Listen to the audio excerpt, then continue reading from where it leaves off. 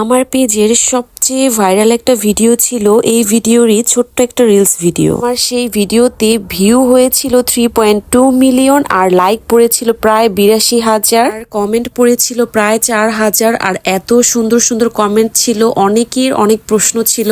এর ভিতরে সবচেয়ে যেই প্রশ্নটা বেশি ছিল সেটা হচ্ছে জায়গাটা কোথায়। কেউ কেউ তো বলছে বরিশালে, আবার কেউ কেউ তো বলছে সুনামগঞ্জ, আবার অনেকেই প্রশ্ন করেছে এই নদীটার নাম কি। আমি ম্যাক্সিমাম কমেন্টই বলে দিয়েছি জায়গাটা কোথায়। যাই হোক, অন্য একটা ভিডিওতে বাকি ডিটেলস শেয়ার করব। এখন চলেন আমরা রেসিপি শেয়ার করি।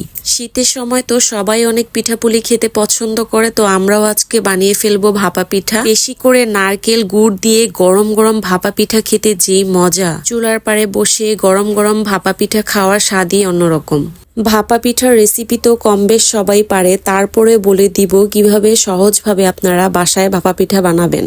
প্রথমে চালের গুঁড়িগুলো হালকা পানি দিয়ে ভিজিয়ে নিবেন, তারপরে হচ্ছে একটা চালনির সাহায্যে ভালোভাবে চেলে নিবেন। চাললে কিন্তু পিঠাটা অনেক সফট হবে আর সুন্দর হবে। তারপরে ছোট একটা বাটি নিয়ে চালের গুঁড়া, তারপরে হচ্ছে গুড় আর নারকেল আর হচ্ছে গুঁড়ো দুধ দিয়ে দিবেন, তাহলে সুন্দর একটা ঘ্রাণ আসবে।